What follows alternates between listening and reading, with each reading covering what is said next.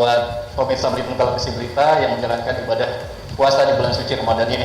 Dan hari ini berjumpa kembali bersama saya Noval Idrus dalam program Dialog Interaktif untuk edisi 13 April 2021. Dan kita tahu bahwa potensi yang ada di Belitung ini sangat luar biasa, baik itu dari potensi sumber daya alamnya dan juga sumber daya manusianya. Sebuah prestasi dari pemerintah Belitung di masa pandemi COVID-19 saat ini, dari berbagai sektor, salah satunya sektor perikanan dan pertanian masih memberikan kontribusi yang baik bagi pertumbuhan perekonomian Kabupaten Belitung.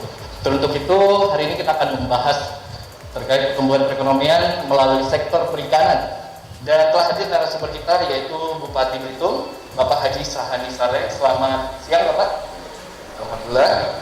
Baik, dan telah hadir juga Kepala Dinas Perikanan Kabupaten Belitung, Bapak Firdaus Zamri. Selamat siang Bapak.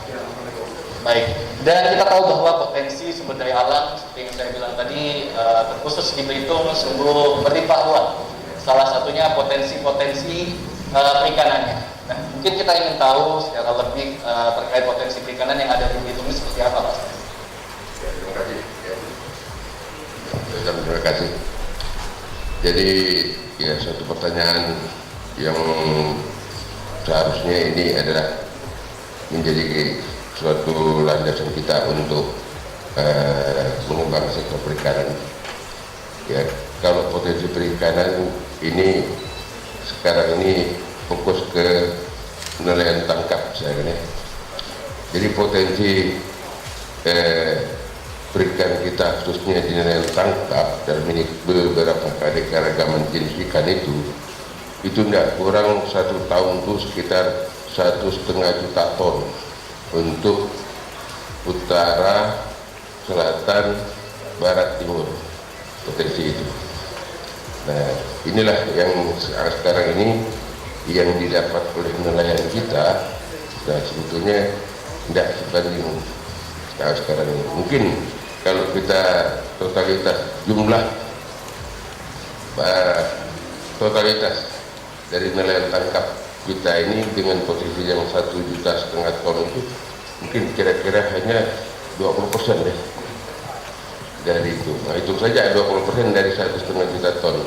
Nah, sisanya ya orang-orang luar yang menangkapnya itu dari kita ini.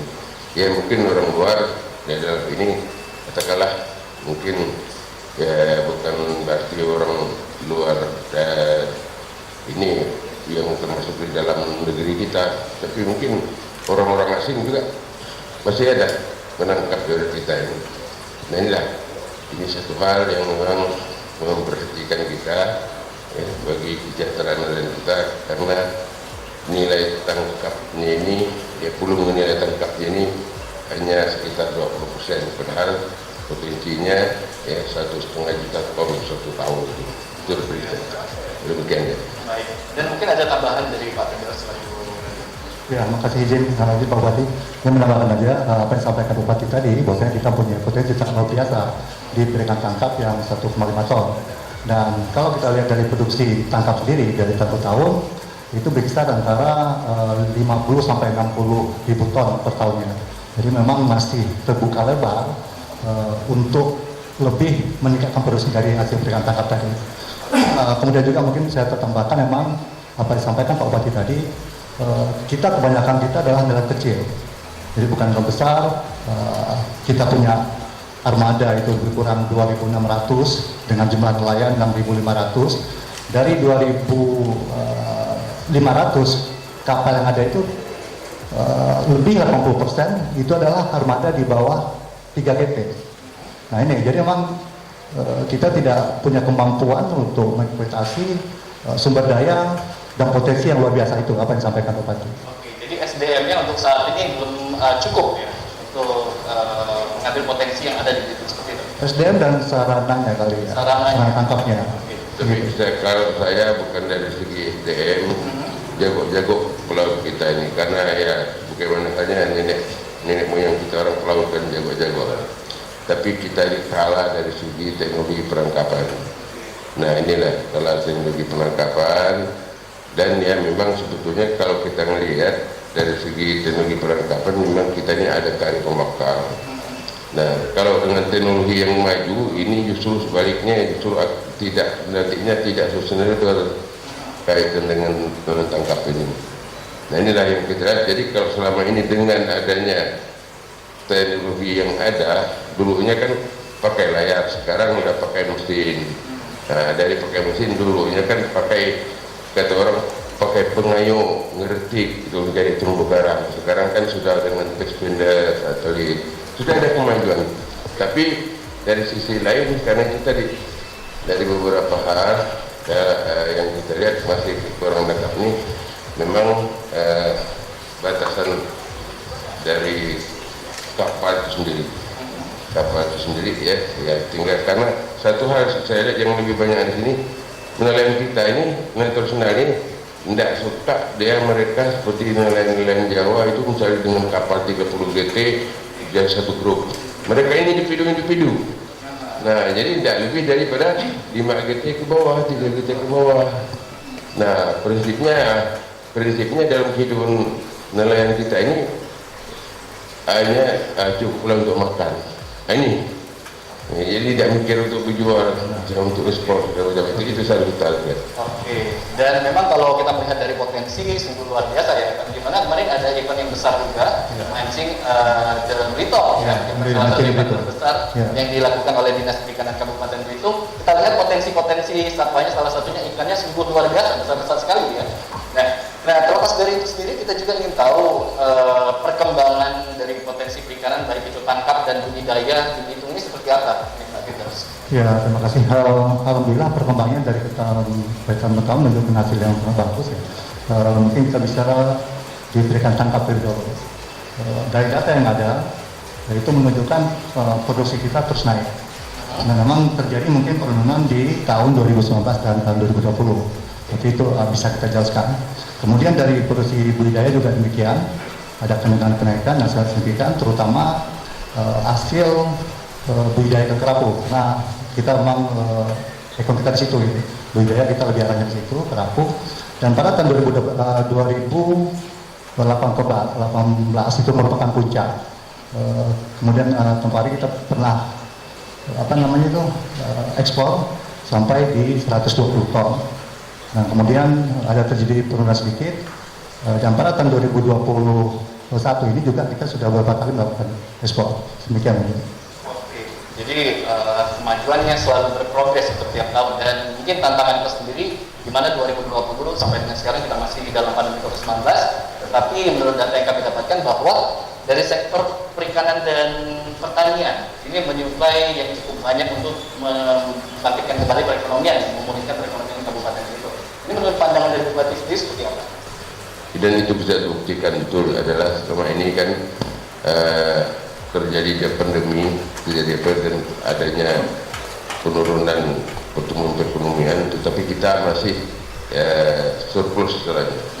Karena itu tadi dari sektor perikanan, ya, sektor perikanan yang terutama dengan pertanian, inilah menopang ketahanan ekonomi kita di sini.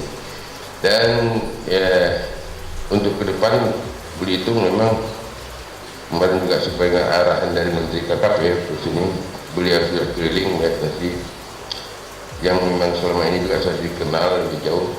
Ini akan dijadikan ditetapkan sebagai kawasan ekonomi khusus tentang khusus budidaya ikan kerapu. Jadi budidaya kerapu itu, karena ya potensi untuk ikan budidaya kerapu ini samping nelayan tangkap tadi itu luar biasa dari segi pemasaran ikan luar negeri segala macam. Tinggal di sinilah mungkin juga nanti peran serta dari pemerintah ini, ya antara lain selama ini yang sudah dilakukan budidaya itu dari masyarakat kita sudah mengarah dari nelayan tangkap tradisional ke budidaya ini. Problem yang dihadapi bukan semata-mata kerambaannya, tapi persoalan kan bibit. Nah, di sinilah kita berharap peran pemerintah ini, daulat kami dalam ini ya, pemerintah ini ya, karena kita kewenangannya kan bukan di bupati ya, nah kalau kena bupati mungkin kita sudah punya hikri. Nah, ini yang kita ingin kembangkan, gimana peningkatan dari segi benurnya nih. Nah, itu kalau benurnya ini bibitnya ikan ini sudah bisa kita produksi sendiri di sini. Nah itu akan lebih mudah, pertama akan lebih ekonomis ya, dari segi paling tidak itu secara ekonominya kalau bisa menampung pemerintah itu per ekornya sudah 15.000 ya. Ya, 10 senti, 10 senti 15.000, berarti sumbangsi pemerintah bisa menurut ini 10.000 kepada nelayan, berarti sudah mengurangi kos dalam ini. Nah mungkin dan dari segi resistensinya kaitan dengan masalah gagalnya mungkin bisa ditanggulang ya. Nah ini salah satu hal harapan kita ke depan pengembangan di Tung ini dijadikan sebagai daerah budidaya, khususnya budidaya ikan kerapu berbagai macam jenis, karena sudah terbukti baik beberapa dari penelitian justru lebih cepat besarnya dan lebih bagus di Belitung ini karena dari segi geografis dan terdiri pulau-pulau, antara pulau-pulau itu kan harusnya senantiasa putar balik. Nah itu yang paling bagus. Termasuk juga mungkin ke depan belum pernah dilakukan adalah budidaya dengan lobster. Nah ini budidaya lobster ini kan kenapa sekarang ini mungkin salah brandingnya kerapu kan? Sekarang kita masih kerapu, tapi kita punya potensi untuk lobster soup.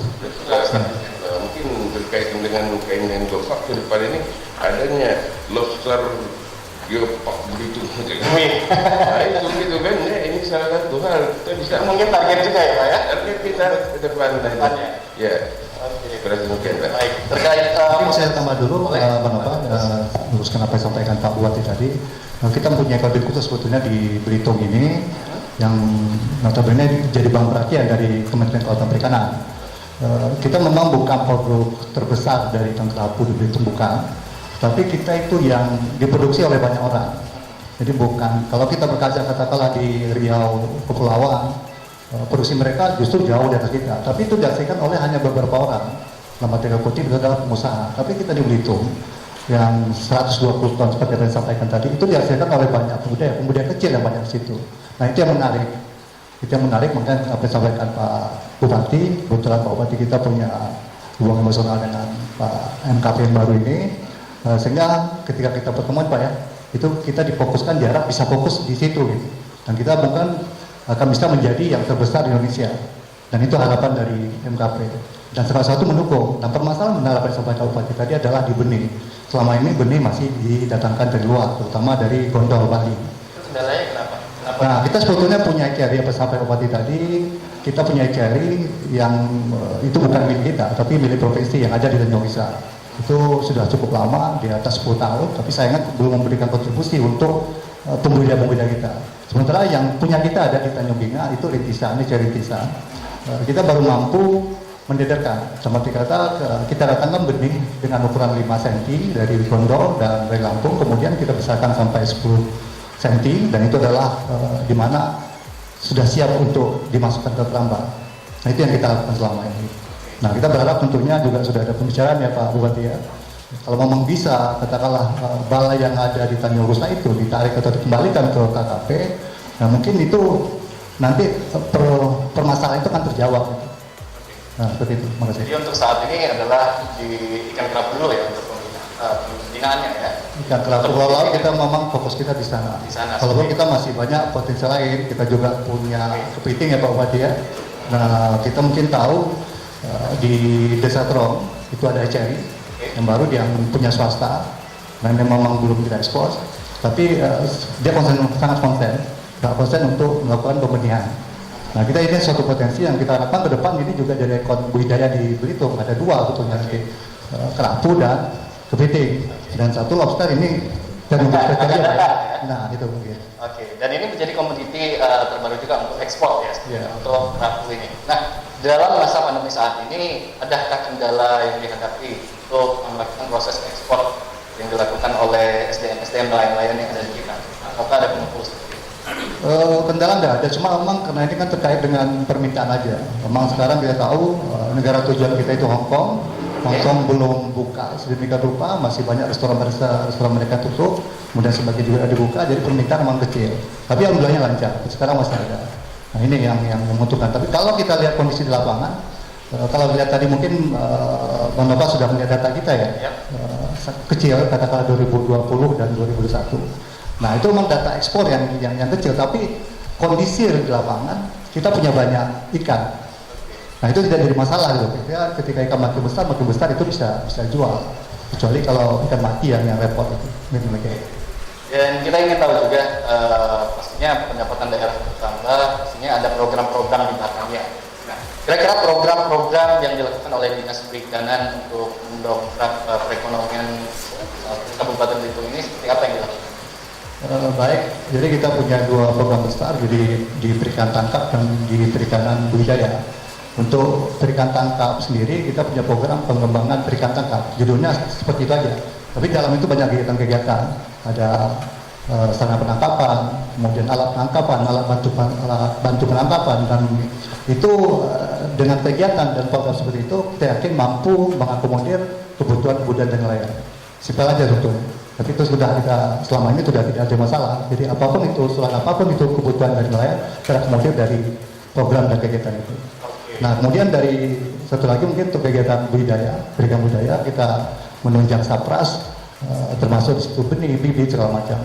Mungkin demikian. Terus juga kita melakukan pembinaan dan pendampingan. Terima kasih. Iya, jadi di sisi lain upaya untuk meningkatkan produksi baik dari tangkap dan juga ke depan arahnya untuk budidaya. Namun tidak terlepas juga sebagaimana tadi kendala dari segi pemasaran. Ya. Kalau dari segi pemasaran saat sekarang ini kan kita tidak hanya dalam negeri tapi oriented ke luar negeri. Karena ini juga kalau di dalam negeri kan hanya perputaran duit di dalam, tapi kalau keluar negeri kan juga bisa negara. Nah, setelah letak kita ini letak geografis, selainnya berdekatan dengan Singapura, Hong Kong, macam. Nah, disinilah saat ke depan ini perannya kami pemerintah yang mungkin nanti melalui KKP dan Kementerian Perhubungan untuk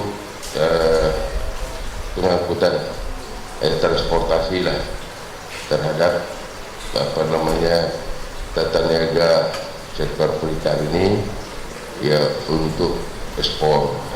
Nah itulah sehingga kita juga secara cikal bakal ini kan ada pelabuhan kita yang saat sekarang juga sedang pelabuhan ini ya sedang diperbaiki, direhab, kemudian yang memang sudah ke arah untuk ke depan ke ekspor. Nah itu ya. Sebab kalau hanya jual di dalam negeri aja, barangkali kan ya mungkin keterbatasan. Nanti katakanlah meningkatnya produksi dari daya tangkap, nah oriented hanya dalam negeri, nah itu akan nilai-nilai ikan itu sendiri tidak akan mengangkat. Tapi kalau ekspor, contohlah misalnya ekspor sekarang ini ikan kita di sini ikan segar termasuk ikan pelet ya. Ya. Nah ini kan ya ekspor itu ya nilainya kalau dibandingkan ini jual dalam negeri ke luar negeri ya sudah otomatis kan kita di sini sudah di angka dolar istilahnya. Nah ini satu hal juga yang jadi pemikiran kita kemudian tentang untuk tata niaga ekspor ikan ini. Dan memang kemarin kan sudah pernah kedatangan. Nah itulah di negara-negara ini mereka ini ada suatu asosiasi importir ikan. Jadi kita makanya harus ada connect-nya ke sana. Kayak bukan pernah yang datang dari Singapura, dari Hong Kong, Dari China, Taiwan Pak ya. Taiwan. Jadi di sana itu punya asosiasinya. Tapi asosiasinya pernah datang sini ya, tinggal kita gimana connect-nya ya, untuk hal ini berkeningnya di sana. Nah, jadi kita itu yang di upaya kita garap berkenaan dengan mungkin saat sekarang kita di daerah ini ya dengan juga ke kementerian terkait dalam ini ya, berhubungan dengan KKP sendiri. Berarti untuk saat ini bagaimana hubungan antar organisasi, asosiasi dengan Belitung sendiri sudah ada terjalin? Ataukah dari pusat seperti itu? Ya sebetulnya mereka ini asosiasi ini sekarang ini mereka dari asosiasi ini hanya ibaratnya memediasi aja sekarang ini. Jadi katakanlah mereka langsung B2B lah di sini, katakanlah pengusaha ikan yang ada di pembeli ikan yang ada di Singapura dengan penjual ikan yang ada di sini, antara kusturit dengan kusturit UB ini lah, jenis pengolahan ikan yang ada di kita dengan yang di luar, tinggal itu ya, seperti yang sampai properti itu aja sebetulnya. Itu jadi dengan sekarang ini antara pembeli ikan di sana dengan keramba kita. Nah itu, ini contoh misalnya salah satu contoh Aswa dengan di sana mereka sudah ada bayarnya sendiri kan. Nah jadi asosiasi ini justru yang memfasilitasi, tapi juga menentukan harga mereka. Nah ini yang jadi kita sekarang harus Kendala juga ya. Bukan kendala, tetapi juga sisi lain bagaimana untuk kelancaran dari itu. Karena saat sekarang dari segi dari segi pengangkutan transportasi masih menggunakan kapal mereka. Itu yang beratnya. Jadi mereka itu sudah hitung sewa kapal, sewa apa segala macam. Akhirnya semua itu kan dibebankan kepada nelayan, dibebankan kepada pembudidaya. Tidak akan mungkin dia yang pengusaha itu nanggung pembeli itu enggak.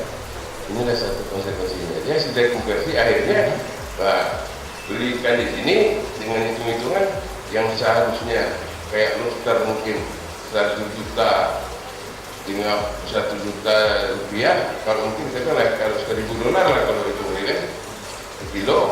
Nah tapi datang ke sini tinggal 10-10-nya. Nah ini kan yang enggak ini termasuk ikan-ikan juga demikian seperti itu. Jadi kita ini bagaimana juga ini untuk menaikkan nilai tambahnya. Jadi harus juga dukungan dari bukan hanya dari segi upaya teknologi produksi, tetapi juga didukung dari Manajemen pemasaran. Ini itu ya demikian ya. Baik, mungkin ada tambahan dari Pak Firdaus terkait pemasaran yang terjadi di perikanan ini seperti apa? Saya sudah cukup ya, yang dianggap Pak Bupati. Sudah cukup ya. Tapi itu kondisi seperti itu. Baik, dan tadi sempat disinggung juga terkait fasilitas dermaga yang ada di Belitung. Nah, kita ingin juga fasilitas-fasilitas penunjang lainnya untuk baik itu perkembangbiakan perikanan yang ada di Belitung ini seperti apa? Mungkin Ya, sebetulnya dari fasilitas untuk produksi di sektor nelayan tangkap kan salah satu hal utamanya adalah dermaga.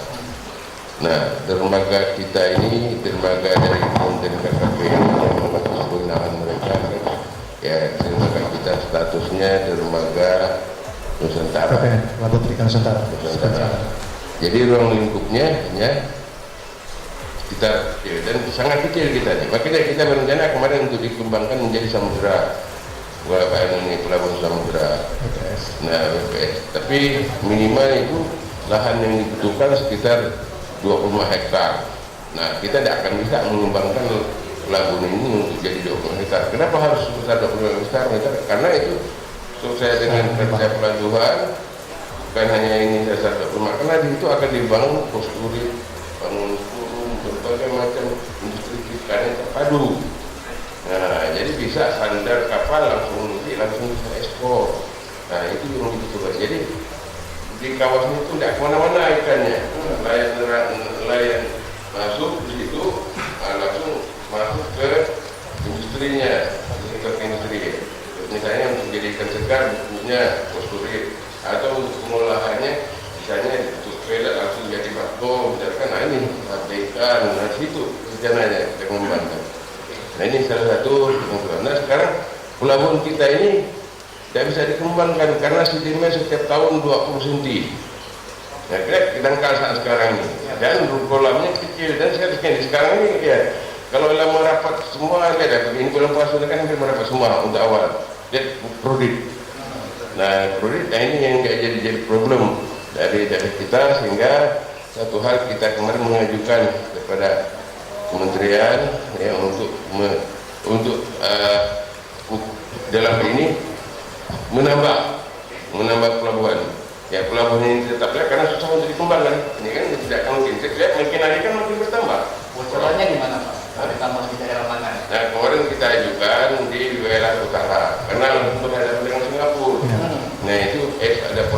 pelabuhan Persus dulu, dan kita juga beliau sudah kemarin timnya sudah survei. Nah, di sana tinggal masalah pengkajiannya untuk ke depan, dan kalau itu dikembangkan itu akan menjadi wilayah perekonomian baru khusus perikanan. Nah, inilah pikir masyarakat. Kemarin ada dari HNSI yang tidak mengerti HNSI, aku kan pernah ketua HNSI juga. Ke depan ini ya, kalau semacam ini artinya itu ya, karena dia nyaman di sini, tapi dia mikir anak cucu ke depan, dengan kelauan ke depan. Ini kita ini berpikir bukan hanya kondisi saat sekarang, tapi gimana ke depan. Perubahan. Karena nelayan ini kan kemungkinan makin kurang. Betul. Makin hari makin bertambah. Apalagi mengembangkan posisi laut yang demikian ini, jangan sampai digarap dari orang luar. Nah, mau tahu kita harus mengembangkan sarana infrastruktur itu, pelabuhan, mengemas industrinya, teknologi segala macam. Kalau di sini tidak akan mungkin lagi dikembangkan.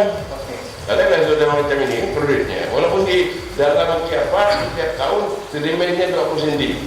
Nah, ini ada sebentar lagi, kira-kira 2-3 tahun lagi mungkin buntu sudah pelabuhan ini. Karena selagi ada orang nambang di atas itu,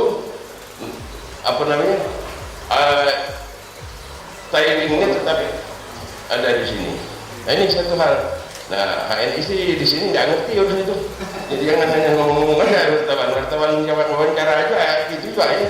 Cari hal tidak baik, dibandingkan baik. Nah, ini kan ada itu. Ini harus demikian gitu ya. Terus demikian. Ya, tambahkan sedikit memang apa yang disampaikan Pak Bupati tadi, memang ini seperti KKP memang serius. Jadi setelah ada pertemuan Bupati kita dengan MKP, kemudian langsung diturunkan dirjennya ke sini, dirjen perikan tangkap, kebetulan yang menemani ke lapangan, saya sendiri dengan Pak Bupati, kita lihat usulan rencana calon lokasi kita. Kemudian seminggu setelah itu turun lagi direkturnya Pak, turun direktur, dan seminggu kemudian turun lagi staf di bawah itu yang mengelola tentang kepelabuhan. Jadi menunjukkan memang KKP memang serius ingin membantu kita. Kemudian kita sekarang itu sampai tadi benar, ini masih kajian mereka, dan sekarang kita lagi mempersiapkan data-data untuk penunjang itu. Demikian Pak.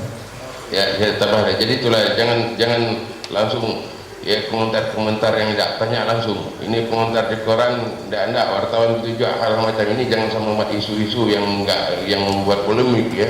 Ini harusnya tanya dulu ke Bupati, tanya, kami ini kan ngurus itu. Sejauh mana perencanaan ke depan, ke sini. Ini HNI, siapa yang ketua HNI sekarang tidak setuju nak pindah ke sini? Siapa mau memindahkan ini? Justru ini kita untuk meningkatkan ke sana.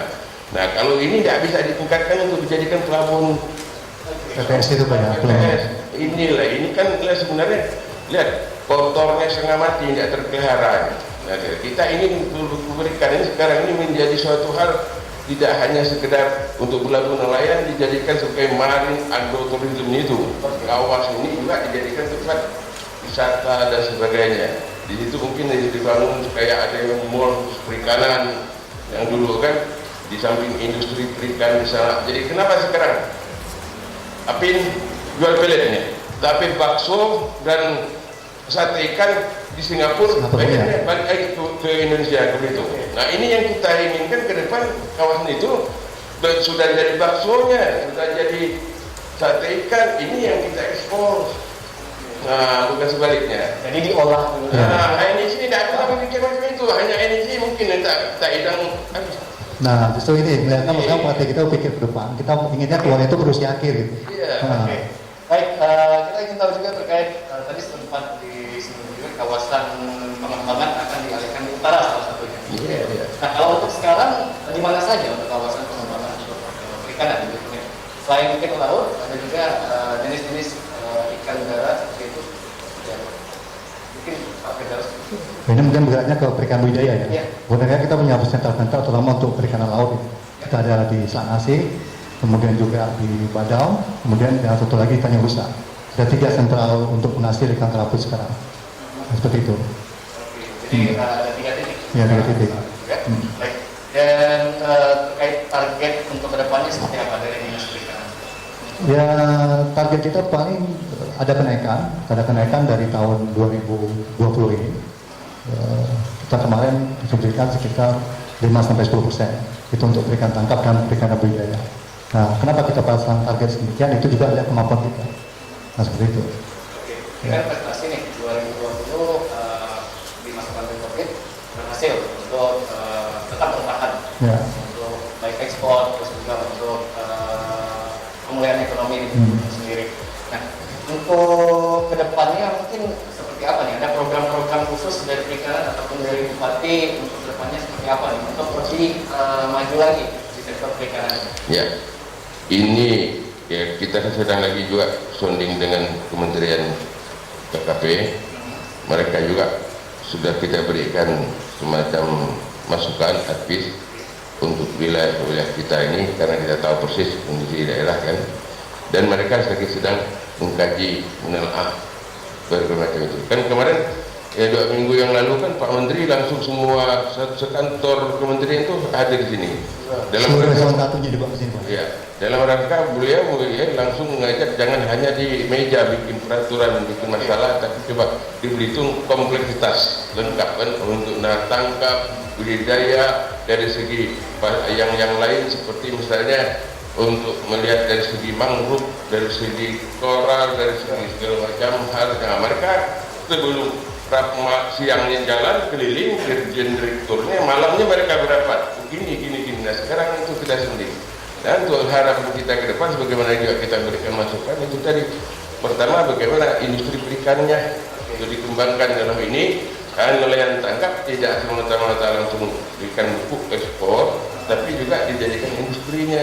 Ini makanya perlu pelabuhan yang besar, perlu untuk menambah wilayah yang sudah ada lah, misalkan nabi sendiri, tapi wilayah sana harus dikembang lebih jauh untuk memberi nilai tambah kepada nelayan kita. Nah, kemudian katakanlah ikan sekarang ikan tamban tapi sekilo ya. Nah, tapi kalau diolah dia apa segala macam, nggak usah jauh-jauh, jadi PMP aja lebih nyaman dari berkawak kata orang itu PMP ini. Kan, tapi kenapa itu tidak bergerak? Karena mungkin dari segi teknologi pengolahan ikan itu. Nah, jadi kita rencana ke depan ya, untuk meningkat ini, pertama meningkatkan produksi perikanan baik itu dari segi nelayan tangkap maupun budidaya. Nah, dari segi nelayan tangkap secara otomatis perlengkapan peralatan dan juga sisi lain pemasarannya dan pengolahannya. Nah, jadi itu ke depan yang kita pikirkan, bukan ke depannya sekarang ini sedang ya salah juga apa yang kita berikan sampaikan ke Menteri KKP kemarin, mereka juga sudah mengakomodir apa yang kita sampaikan dan supaya real adanya, lebih-lebih kita ada diuntungkan letak geografis itu. Nah, inilah yang melekat di pikiran kita ya, yang selama ini. Makanya saya sambil hobi mancing, tapi di laut juga saya berpikir, bukan hanya ini, saya berpikir gimana sih meningkatkan kehidupan derajat nelayan kita di sini. Nah, itu ujung-ujungnya nanti untuk meningkatkan kesejahteraan nelayan.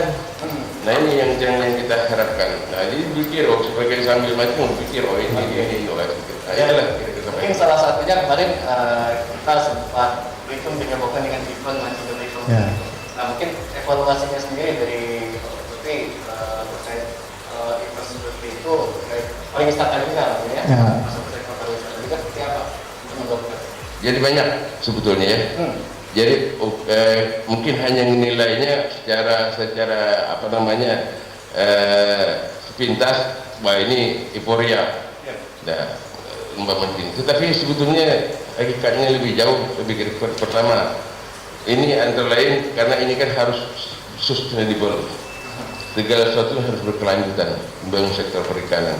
Ya, di sisi lain memang ini adalah kaitan juga dengan pariwisata, tetapi di sisi lain kita berharap nanti ke depan ini bahwasanya dalam hal mengambil ikan tangkap itu jangan sembarang ambil. Jadi harus berpikir, makanya kita ada kelas-kelas ya, yang dimasuk ditimbang dinilai harus 1 kilo ke atas. Nah, intinya yang kecil-kecil jangan, ini baru krisi maru macam-macam ini habis. Apa nak beranak pinak. Ini ke depan arahnya seperti itu loh, kita memberikan penilaian ini. Makanya ke depan juga mungkin Pak Fir, kalau kemarin yang ditimbang itu 1 kilo, ke depan 2 kilo minimal. Harus ditimbang. Untuk menjaga kelestarian. Sisi lain juga gimana menjaga alam ini. Ya, ini juga keindahan alam. Karena saya harus pikir adanya ikan dikarenakan ada terumbu karang. Betul. Adanya mangrove. Nah, dan tidak di gubuk-gubuk ditambang segala macam. Ini harus ke arah itu kita mengedukasi para nelayan.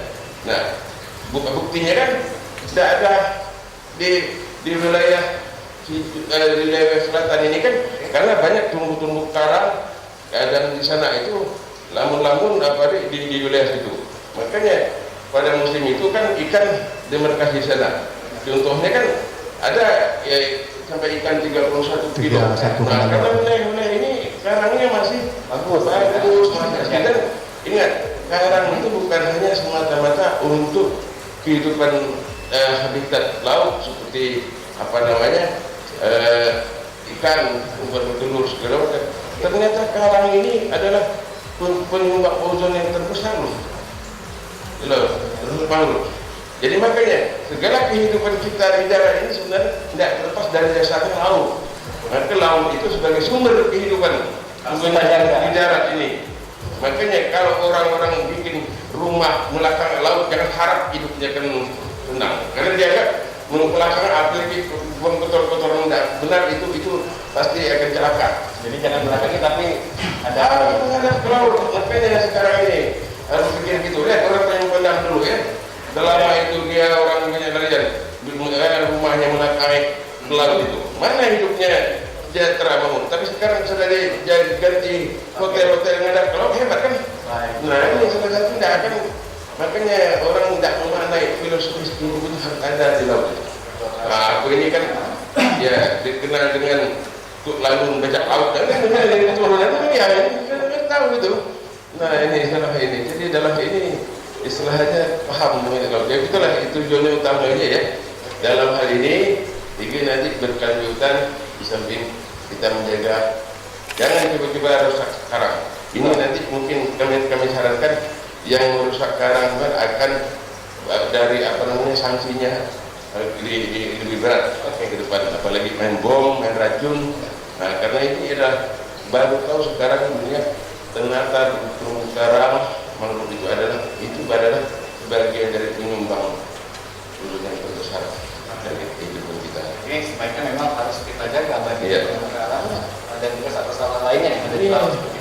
Baik, dan mungkin terakhir kita ingin tahu harapan dari masing-masing narasumber, mungkin Pak Firdaus seperti itu, harapannya untuk depannya. Terima kasih. Jadi mungkin Pak Bupati sudah sampaikan harapan ke depan. Nah itu tinggal kami Dinas OPD tinggal mengeksekusi, karena memang eksekutornya kami. Jadi ketika Pak Bupati menyampaikan harapan, nah tugas kami apa? Tugas kami untuk menyelesaikan itu, selesai. Nah, demikian aja. Dan mungkin kalau harapan sudah impian dari Pak Bupati, untuk baiknya seperti apa yang ke depan? Impian saya pertama upaya kehidupan nelayan ini lebih sejahtera, lebih mewah dari Bupati. Nah itu kita harapkannya dalam lebih makmur gitu dari Bupati. Nah dan itu tadi upaya-upaya yang kita lakukan antara lain ini tadi terutama mendukungkan infrastruktur ya. Nah selama ini kan memang ya karena kewenangan tadi ya berubah seperti misalnya pelabuhan yang masih bermasalah, pelabuhan nelayan kan. Nah kedua ke arah pengembangan dari nilai tambah hasil produksi ini. Nah ini yang kita lihat ya untuk pemasaran termasuk juga ini karena pelabuhan kita ini ya, tempatnya menghimpun penghasilan nelayan memang harus kita tingkatkan dan ya untuk meningkatkan ini ternyata setelah hasilkan penelitian tidak memungkinkan lebih jauh. Kalau tahu kita harus pindah dalam kata ini tetap jalan tapi yang di sana adalah untuk pengembangan ke arah lebih proporsional. Itu arah operasional ya Pak ya? Lebih arah proporsional ya, dan di sana ya ke arah industrinya lebih menonjolkan. Jadi di antara pilihan ada pilihan yang terbaik. Ini pilihan. Ya mau kumuh sinilah, karena kita baru bangun yang betul-betul megah, mewah. Nah gitu kan ya, jadi tidak akan pindah di sini tetap lah. Karena masih banyak yang ingin sarang kumuhan silakan. Jadi ya kata demikian kan, karena di susah tapi kalau di sana betul-betul misalnya benar-benar diperhatikan, dipelihara karena orientasinya adalah untuk ekspor segala sesuatunya. untuk ekspor kaitannya secara otomatis itu harus sejenis, harus safety, harus lengkap semua. Nah inilah harapan kita ke depan, impian saya, sehingga Belitung ini hilang masalah timah, kita hilang tambang, tapi mencuat masalah perikanan ke arah pariwisata tadi. Nah kita tidak akan mungkin bersaing dengan sektor pertanian, kebunan, ya kan? Nah, tambang tidak akan mungkin lagi kita sudah habis segala macam. Nah, kehidupan ke depan adalah laut kita. Di daerah ini ekspor sabik pariwisata induknya. Nah, 2 hal inilah. Jadi masyarakat Belitung ya inilah makanya nilai yang saat sekarang ini ya tolong jangan sampai nakal lah. Ini sekarang ini tempat-tempat pemancingan kawan pasang jaring apa habis segala macam, tolonglah berpikir sustainable. Jangan hanya mikir yang sekarang, tapi berlanjutnya, dan pantanglah merusak terumbu karang itu dan juga mangrove ini yang harus kita jaga. Demikian ya. Baik, terima kasih Bapak Panen dan juga Firdaus yang telah berbagi informasi terkait potensi-potensi perikanan yang ada di Kabupaten Belitung ini sungguh sangat luar biasa, di mana Belitung perikanan dan pertaniannya sungguh sangat berpotensi gitu ya, berpotensi untuk salah satunya di masa pandemi COVID-19 ini masih tetap bertahan dan menguatkan Kabupaten Belitung. Dan tidak terasa kita sudah di penghujung program dialog interaktif bersama Belitung Integritas. Sekali lagi kami ucapkan terima kasih atas kehadirannya Bapak Bupati dan juga Bapak Firdaus yang telah berbagi informasi. Dan saya Nopal Idrus mewakili kerabat kerja yang bertugas mengucapkan terima kasih dan sampai jumpa. Wassalamualaikum warahmatullahi wabarakatuh.